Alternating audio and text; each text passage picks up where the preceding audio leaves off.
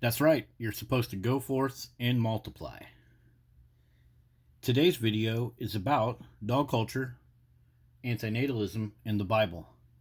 Antinatalism and dog culture both go against the Bible. Now we know antinatalism says that you're not supposed to procreate because in their view that creates suffering. Alright, well, what does the Bible have to say about that? It says go forth and multiply. So, right off, that's the perfect comparison with antinatalism in the Bible. Something I thought about with these antinatalists. So, one of the founding philosophers, this Arthur Schopenhauer, back in 1818, or I'm sorry, yeah, it's about 1818 or so. It was the 1800s. So, I mean, these people didn't know a lot about medicine. They didn't know a lot about mammals and reptiles and different animals. So how could they really have a good philosophy? How could they understand that every single cell in your body actually wants to procreate? And I don't necessarily mean you want to go have a mate and, engage in intimate relations and then you have a child. Every cell in your body. So if you're sitting over there at your parents' house, jobless, glued to a screen, glued to YouTube, and you come across this antinatalism, this is like a perfect scapegoat for you. Oh, I don't need to do anything. I don't need to get a girl. I'm going to tell all my friends out there that you should just be single. Then you're going to be sitting there in front of like OnlyFans, and you're not going to be thinking about procreation, and it's going to become a scapegoat for all these people that are just sitting at home not bothering to engage with other people, kind of like dog owners. But think about it. Every cell in your body is replicating all the time, like your liver, your gut lining, your skin. So if you're one of these people that refuses to compare antinatalism to dog culture, or you're an antinatalist, well, those thoughts that you're creating in your head from your brain, your nervous system, all those systems in your body, those cells are replicating themselves. The cell layer, the mitochondria. If you've taken a biology class, you know what I'm talking about. So your body is constantly procreating. So this philosopher dude, he didn't think about all that. He didn't think about the downstream, fallacies of all this antinatalism.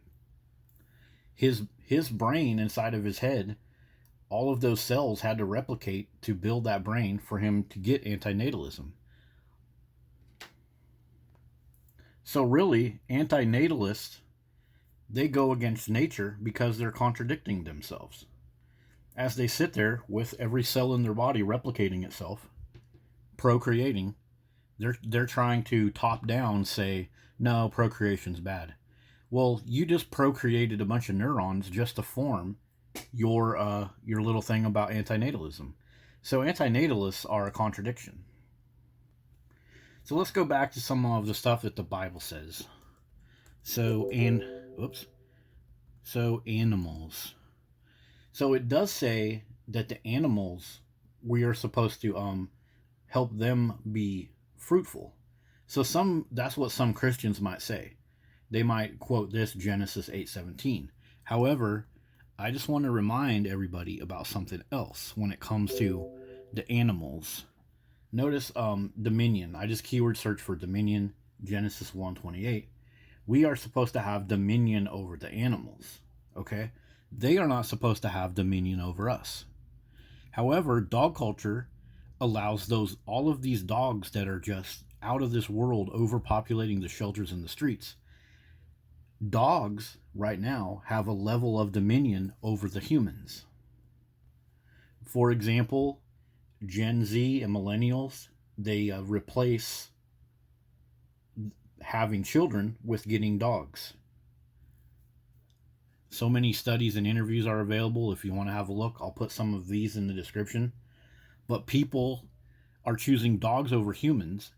And then everywhere we go, the parks, the restaurants, you live in your apartment and you got to listen to dog barking while you're trying to, work from home or whatever. You go outside of your apartment, there's poop and pee, burned up grass. People stink because of their dogs. So people are allowing dogs to have dominion over the humans. So many studies like this, why people care more about dogs than humans.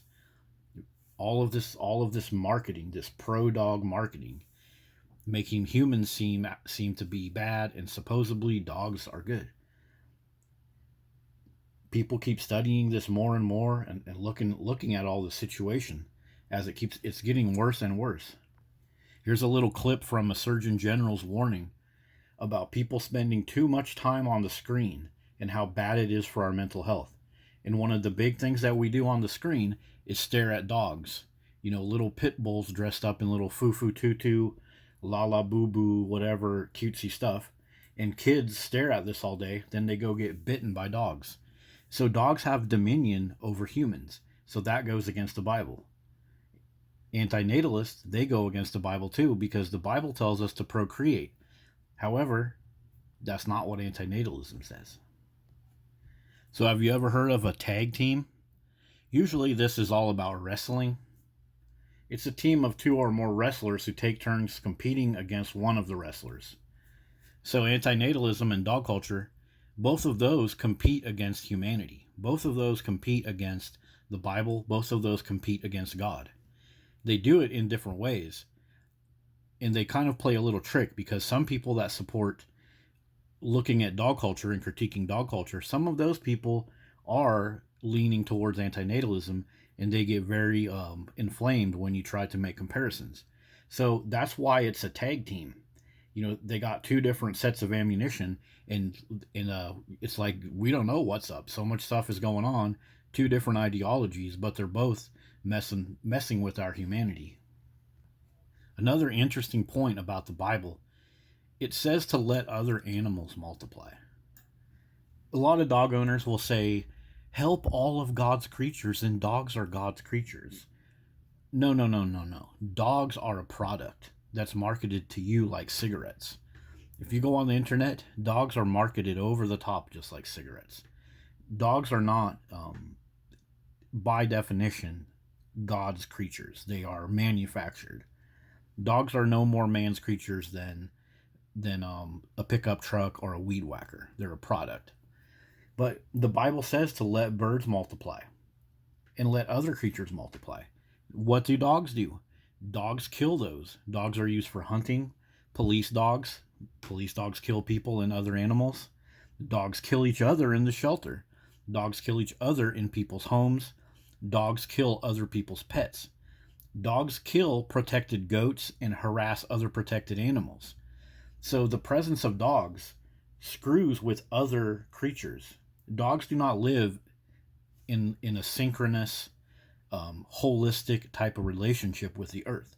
So again, Genesis 1:22, the presence of dogs goes against birds, because dogs are not good for birds. So this has been our look at dog culture, the Bible, and antinatalism. And what do you guys think about all this?